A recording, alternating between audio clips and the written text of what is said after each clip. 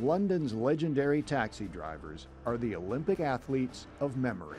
Navigating the intimidating labyrinth that is central London, they must create an intricate mental map consisting of thousands of streets, landmarks, and locations.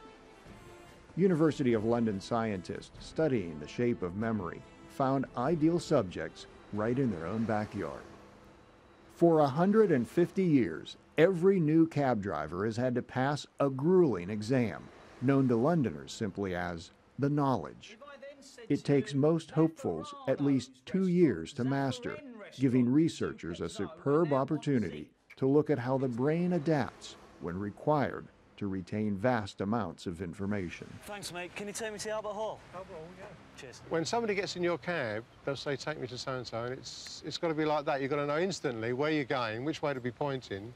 So there's a lot of retention. You've got to retain a lot of what you've learned as well. Scientists suspected a particular region of the brain called the hippocampus might be the key to the taxi driver's success.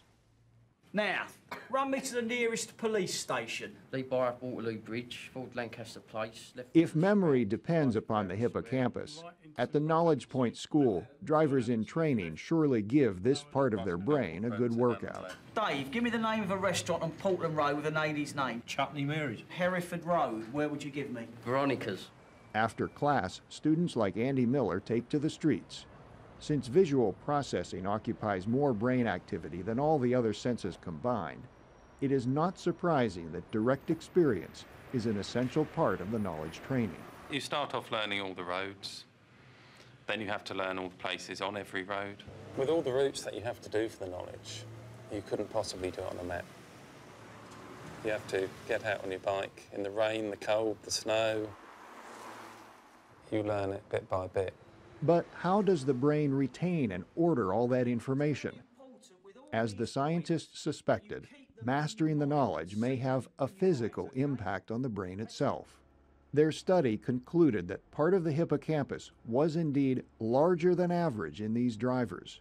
In fact, the most dramatic differences were seen in the drivers who were on the job the longest. The hippocampus has a spatial map in it, and what seems to be happening in the taxi drivers is that the spatial map is laid down of central London, and laying this down causes the connections to develop and grow and more of them to form, and that makes part of the hippocampus get bigger. It's almost like you've somehow, somewhere up in your brain, you've created enough space to sort of slip this map in, a little bit of software. This study suggests that the adult brain can refashion its basic anatomy according to the requirements of its owner. Doctors hope these insights can be used to help restore the minds of stroke victims, Alzheimer's patients, and those suffering brain traumas.